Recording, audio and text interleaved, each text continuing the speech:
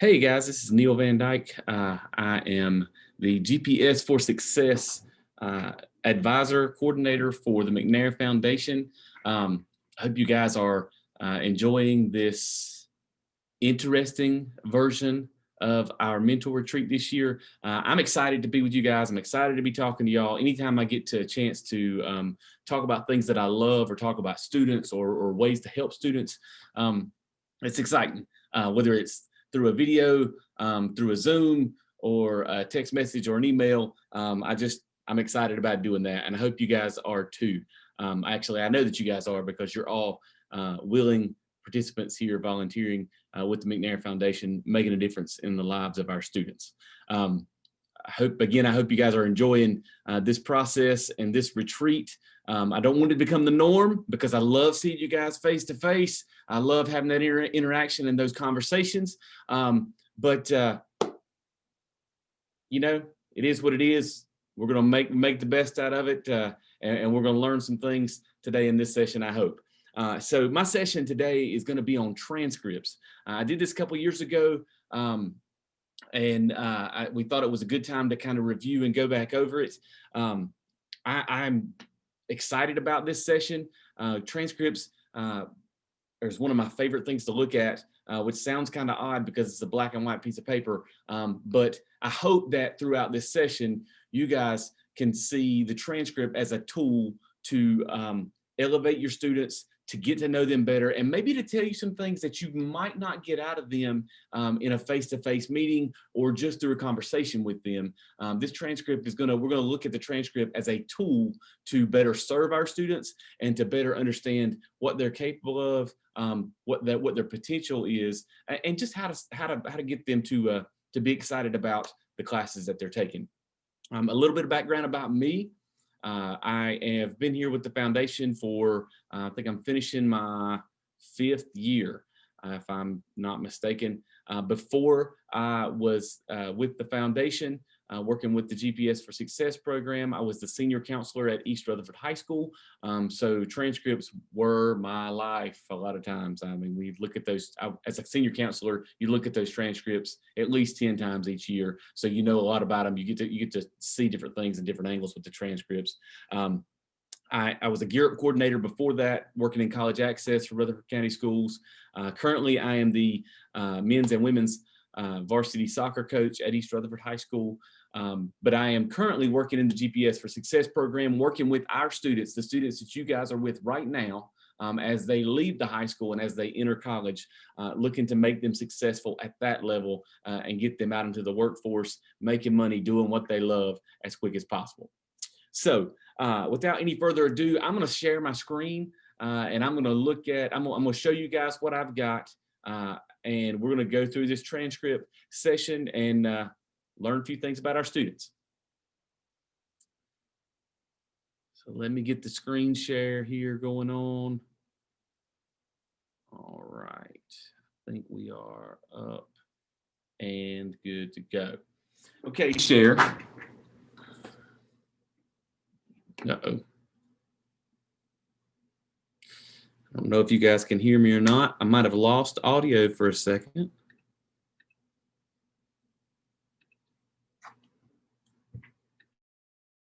All right.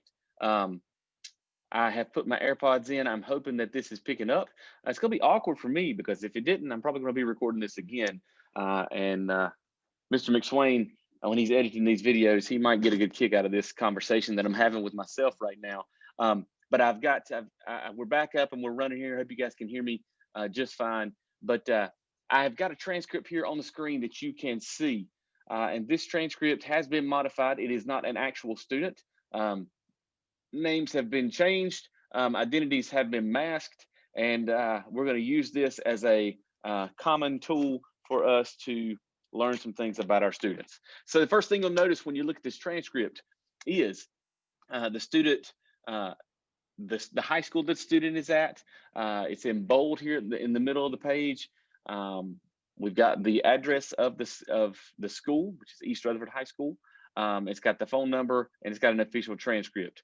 The first blue arrow here is going to take us to student information. So what we're going to find out here is make sure we got the right student's name, first, middle, and last, their address, their phone number, their parents' names, which sometimes is helpful when you're trying to make a connection with a student. I know for myself, I start to know a lot more of the students' parents when they come in, which can be a good thing. Um, on the right-hand side, here, we've got student info. So we got their more student info. We got their student number, which is what they use to sign into their computer. And it's what they're recognized in our system. It's a unique number designated for each student. We got their birth date, their gender, and their expected graduation date. So the expected graduation date is always a good checkpoint to kind of see, okay, are we tracking along? Are we moving in the right place? And then we've got things like a course of study, which is typically going to be Future Ready Core. Are there any endorsements? And is it math rigor? Those three things are more for administrative purposes, but they are there and indicated on the transcript.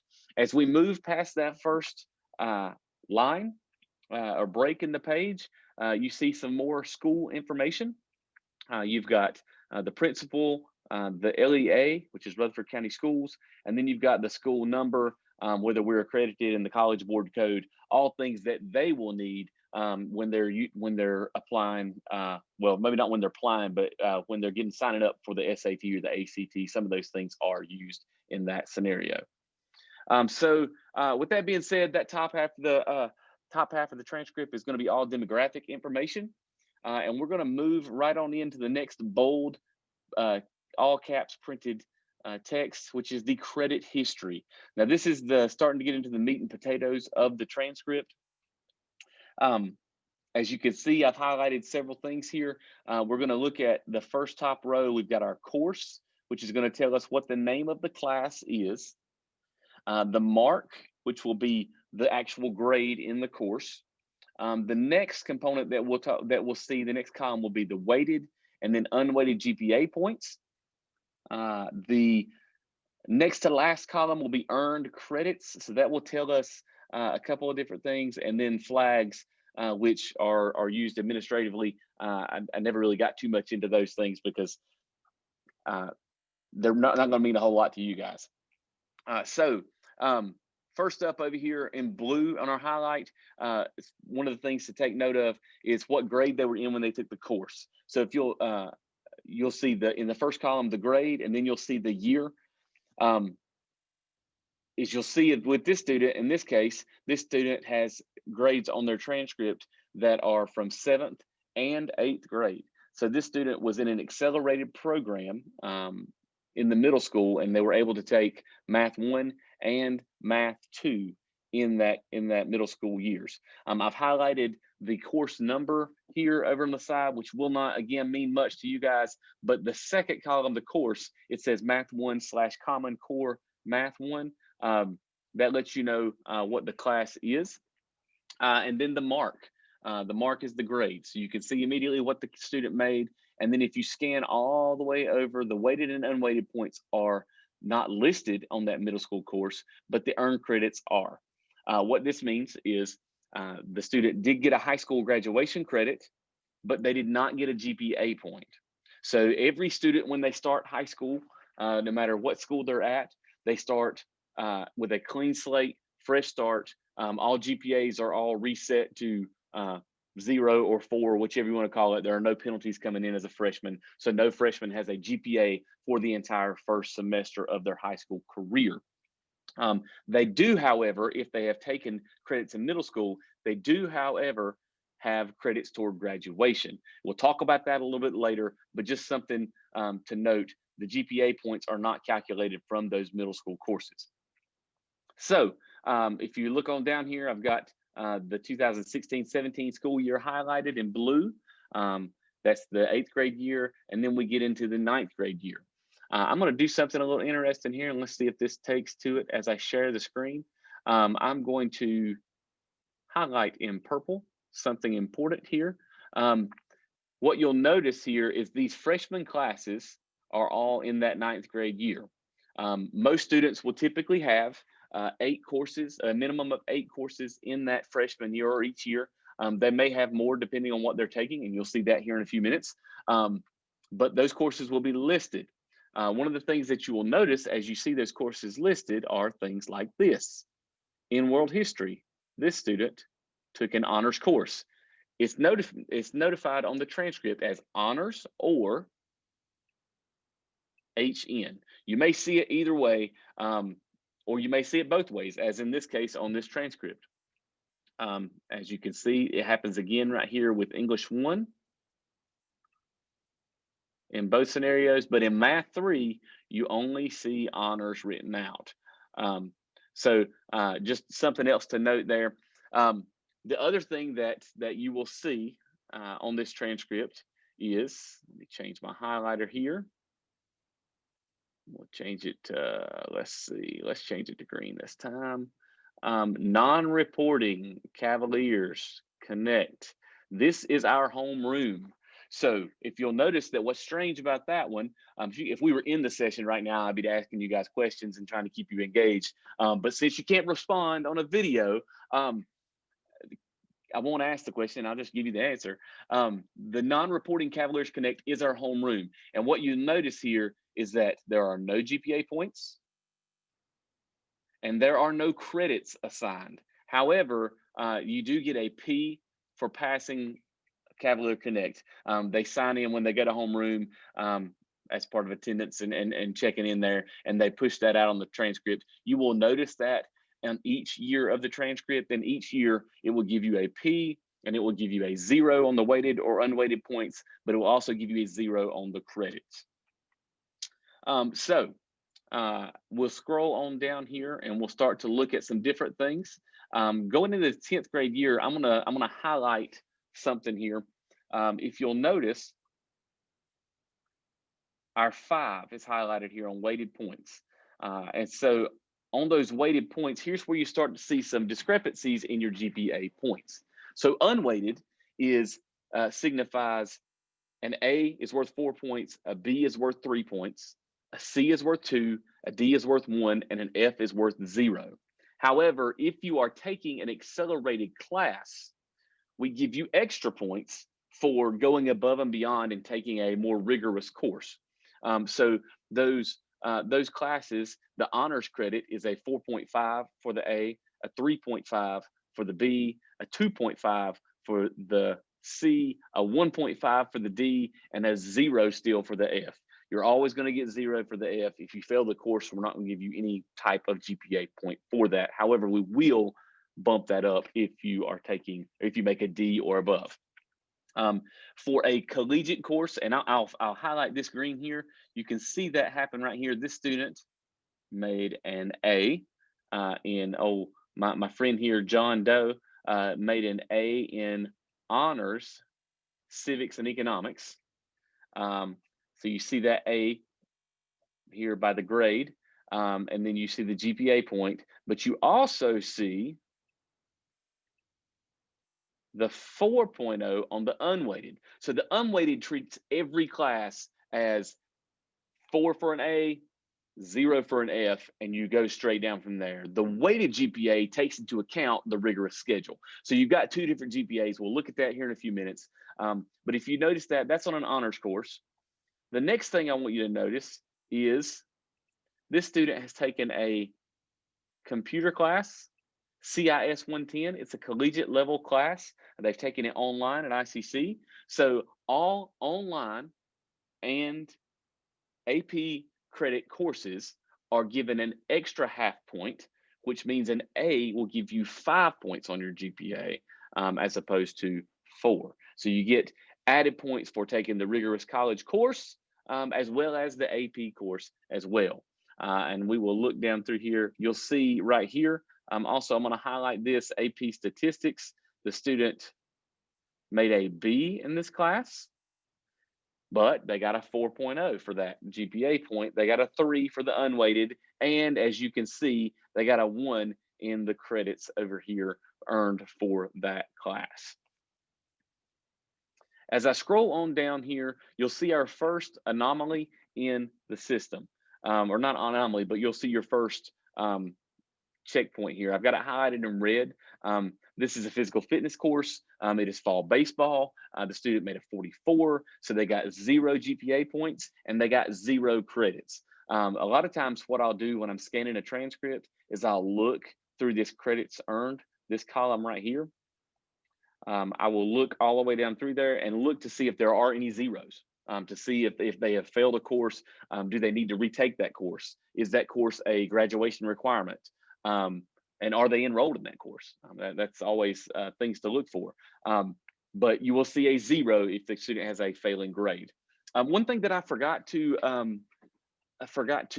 adjust, or I forgot to mention when I was speaking earlier about the transcript, is the grades. The last couple of years, you guys may have seen some letter grades and some number grades, because we were transitioning from the letter grade to the number grade.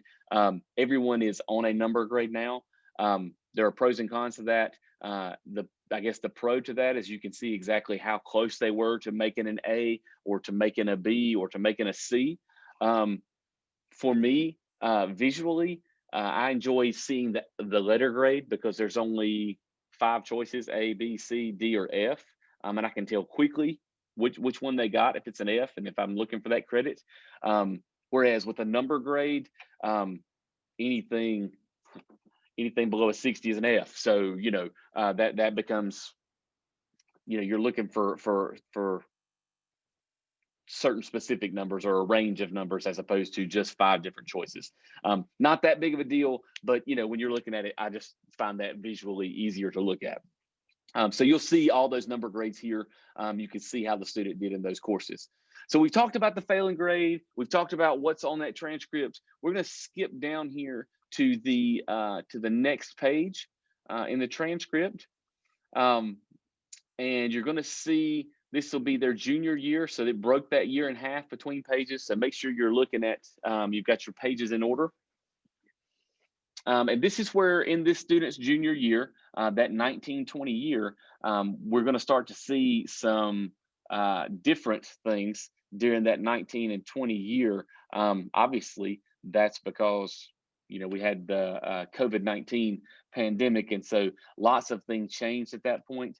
And so you're going to start seeing from the quarantine, you're going to start seeing some funky things, some anomalies. We're going to talk about that in the coffee chat tomorrow. So make sure that you're there and you've got some questions. I'll be glad to answer them.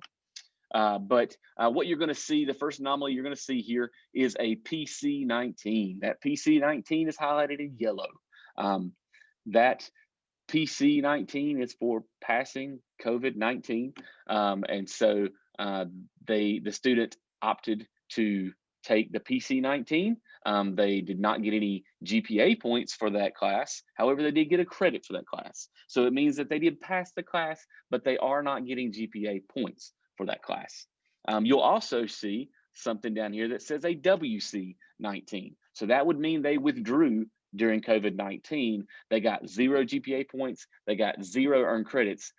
The pro there is that by withdrawing from the class, they did not hurt their GPA in the process. It just means that they were enrolled in it, they got out of it, and now they got out of it with any detrimental aspects to that withdrawing from the class. So the students had options. The students had choices on what they were going to take. They were talked to about that last spring as the semester ended, and they were able to discuss what they were going to take out of that class and what was going to go in the transcript. I'll talk a little bit more about that tomorrow at the coffee chat. The student could also opt to take a number grade for the class and not take a PC19. So you'll see here in this year, in this student's year, you'll see some WC, you'll see some PC, but you also see, hey, a 98. Student had a 98 and he wanted to take that grade and get that on his transcript. So he also took the PC, he got the credit, but he got the grade for it too. So he opted not to take the PC19, take the actual grade. So as we get on down here, this is the part of the transcript where You see what they're registered for right now in the classes that they are currently in. This is for the 2021 year. These are the classes that the student is registered in. You will see that as part of their schedule when you get your profile for your student before they come to see you. But this section will also push the classes for first and second semester out there. It's another nice checkpoint for are they taking the classes that are required for graduation. They obviously do not have any grades because those have not been issued yet. We're in the first semester. After first semester, you'll see first semester grades on there, and then you'll see the classes that they're enrolled in during the second semester. All right, so we've reached the end of the grading section of the transcript, where you can see their historical records, you can see their historical grades, you can see how they have performed up until this point. What you'll notice next is the University of North Carolina. It's in bold here. We've got a page break, and it's the University of North Carolina Board of Governors minimum course requirements remaining. So this is the requirements that they have not filled yet toward graduation. As a county, we require 28 credits to graduate. Each student at minimum is going to be offered 32 credits during those 4 years. They have a 4-credit window, so they could fail 4 credits and still graduate on time. The state requirement for graduation is 22 credits. Because we are on a semester block schedule, our students are required to get 28 toward graduation. The state only mandates 22. This only comes into play if you have a student who would need to go to the Rock for graduation or the Rutherford Opportunity Center for graduation as an avenue to get out and graduate on time. But because we are on a block schedule and we offer at least a minimum of 8 classes each year, that's 28 credits. That gives you pretty much the credits you would need to graduate by the end of the fall semester during your senior year. As you can look at and you can notice here, you'll see on the minimum course requirements remaining for this student, American History 2 and English 4. These are 2 classes that they have not received a grade for yet. So it's a nice checkpoint to look and see, okay, are they enrolled in those classes? And as you can see, I will highlight here in yellow, you will see English 4, students registered in English 4. And if you look here at the very top, American History 2. So we are tracking on our way to graduation with this student. The next thing you're going to see here is the performance evaluation or performance information.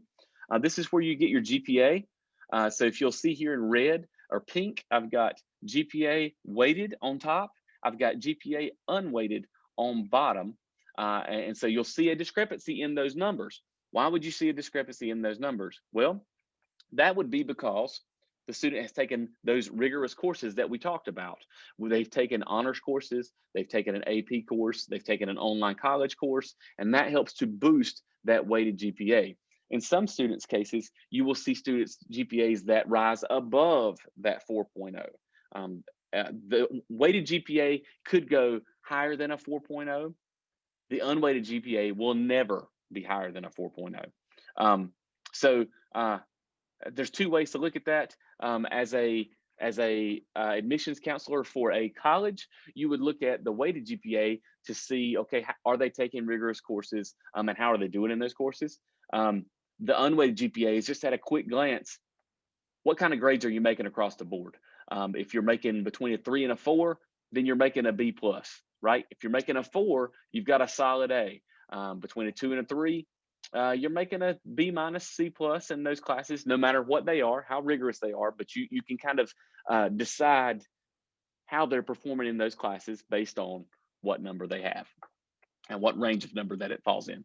You'll notice here on the next one is on the next line in yellow is their class rank.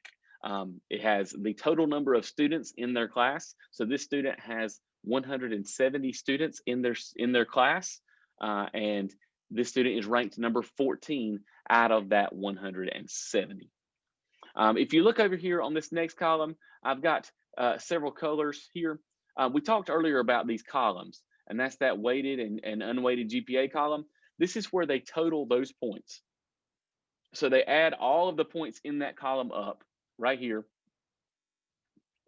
and they came to 97 weighted points. And they added all of the unweighted points up, and it came to 87. They take that number and they divide it by the number of potential credits that the student has gotten. Okay, so if you look on this next outline, you've got a red 24 highlighted and a purple 26 highlighted for potential. So they take that 97 and the 87 and they divide it by 26 to get your GPA, both weighted and unweighted. Here's the next checkpoint for you to look at to see if they have failed a course. Easy way to check real fast, apart from looking at the zeros and ones over in the credits earned, is to see total high school credits. In red, you'll see highlighted 24.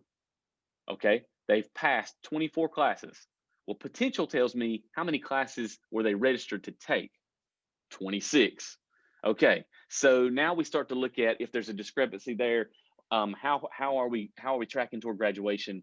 This student is obviously well on their way toward graduation, but they had a blip in the radar and they failed 2 classes along the way, and so they don't have all of those potential credits. That will affect your GPA. Obviously, F's affect your GPA. Tell students all the time it's way easier to take your GPA down, to lower it, than it is to raise it up. For you guys that are mentoring freshmen and sophomores, it is way easier to make that GPA spike and go up or down real easily during that freshman and sophomore year. This is because there's not a lot of numbers to average in those first 2 years. But after you get past that sophomore year into that junior year, there's a lot more classes to divide and to average for that GPA. And therefore, it becomes a lot harder to get a bump in that GPA, to get a spike, to raise it up for a college application.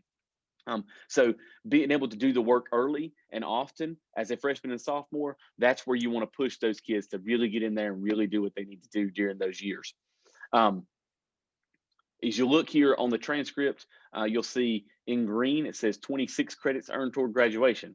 Well, you say, how could that be? How could they have 24 credits and they got 26 potential? That's got to be a typo. But it's not. Here's why. When I scroll back up, if you'll notice, in that middle school 2 years, they picked up 2 different classes in middle school and they got 2 credits. So even though this student failed 2 high school classes, they still got those middle school credits toward graduation, and they have 26 credits toward graduation. Technically, they only need 2 more classes to be ready for graduation or to be eligible for graduation as far as their credits go. So, the last thing that I'm going to talk about here before I start giving you guys some questions and getting to know your student and really looking at what we want to do to set up and set up a relationship with those students is this. This is a section that gets overlooked a lot of times, and I'll tell you why I look at it and why I make sure I take a mental note of it as I'm looking at a transcript. If you notice here, it's got testing information. You're going to have some other demographic information, some different logistical things. It's going to give you a table of contents kind of for what some of the abbreviations are on the transcript. You'll have a grading scale. So your 90 to 100 is 4.0, your 80 to 89, 70 to 79. It'll walk you through all of that.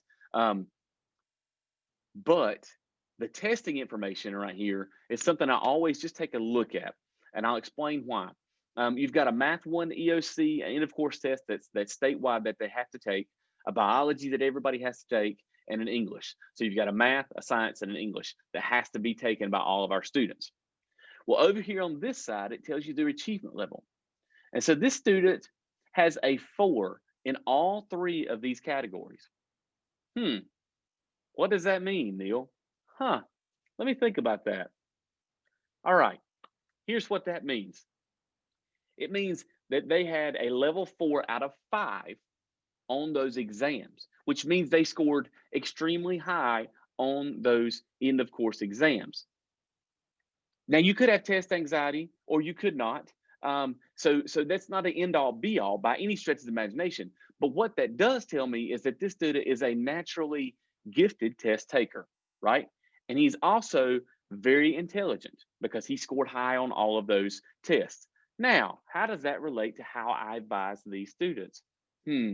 Let me think. If I've got a student who is high level achiever or high level intelligence, and it just happened to show up on a standardized test, hmm, are they taking an honors class in any of those subjects? Let's look and see. Honors English, check. College biology, biology 111, check. Physics, check. Chemistry, honors, check. Um, math 1, let's see. This student has AP statistics, check. Are they performing well in those classes? Well, okay, we've got a solid B here in statistics, check. Physics 77, maybe struggled a little bit, but he's coming back to take chemistry, and he's got a college of biology. I like it. Still, he's working on those areas where he maybe didn't quite get physics. So maybe we can have a conversation with him about that. And then he's got honors English, 98 average, check. Okay, so um, I would use those standardized testing information as just little checkpoints to say, if this student had failing grades or a low GPA, but was scoring 4s or 5s in those standardized tests, that tells me there's something going on there with that student. What's not right? Something is not balancing out in that student's performance and that student's intellect. Is that are they checking out with a student, with a teacher? Are they having discipline problems? Is there something going on at home? What's taken away from that student's ability to focus in class, to focus on the subject matter at hand? Um, for me, I'm always looking at the transcript as a tool in my toolbox, in my toolkit to try to open a door to get to know the student better. Yes, this is black and white information, but really what I want to do is I want to get to know the person behind that black and white information. So I realize that it's a resume, but I'm picking up little checkpoints the entire way to decide, okay, let me ask that question. What's going on here? Why are you not doing that? And they may give you a an answer that opens the door to the next question. For me, some of the things that I look at when I'm looking at questions to ask and what to do with the student after I look at a transcript. Do they excel in a subject? Have they scored really well in a subject? And consequently, are they taking uh, rigorous courses? You know, every student might not take honors English, honors history, honors science, right? They may struggle in some areas. Nobody's perfect, nobody's great at everything, but am I pushing myself in the subjects that I am good at? Am I being my best self in those subjects? That's what we want to encourage students to do. Um, do they struggle in a subject? Okay, well, if they're struggling in that subject, how do they get help? What are they doing to try to uh, sidestep the struggle, to get around that struggle, to overcome that struggle? How do I push them to be their best? What kind of questions am I going to ask to get them to do better in those subjects, and in those courses? I just mentioned really about the testing information. Are they smarter than they appear? Right? Um, is their base level intelligence, so to speak, you know, or are they a great test taker, and are they is that coming through? Are they smarter than they appear in their performance? um, what do they want to do as a career? You know, I look at that and I say, okay, what does this student want to do with his career? And are they taking courses that reflect or feed that interest? That's another big thing for me as they step out of high school, or they get ready to step out of high school and they get ready to step into college. Obviously, it becomes a lot more important to select courses and to find majors in things that you are interested in, and things that you value and things that you want a career in, because you're going to come out and you're going to want to try to make some money in those areas. So are we pushing our students to take courses that they are interested in, or set themselves up to take courses that they are interested in? If the students in the medical field, are they taking science courses? Are they taking rigorous courses that pushes them into that medical field? Um, these are all things that the transcript will help you start to unlock, start to open up doors for questions. Um, I'm going to stop my screen share now and bring it back to me here on the full screen. So sorry, you guys get to see my ugly mug in full screen view. But I appreciate you guys being with me today for this limited time. I hope that I did not talk too fast. I know a lot of times when I get excited, I talk too fast because I'm just excited to get the next thing. In transcripts, unfortunately, are one of those things that I get excited about, because if we're talking about how we're going to help our kids and how we're going to mentor our students. But I hope you got something out of this. I hope that if you've got questions, you show up at our coffee chat, or you send us an email, or you stop by the office and ask us. My office is at East High School, but I try to pop in and pop out at the other schools as much as possible. And I'm only an email or a phone call away. Never hesitate to pick up the phone. Reach out to Miss Tolhurst, Miss Bomer, or Miss Deaton to get in contact with me if you've got questions. I'm always glad to answer questions for you guys. I really appreciate what you guys do. I really appreciate you guys being here with me today, and I hope y'all have a great day. I've enjoyed the time. We'll talk to you soon.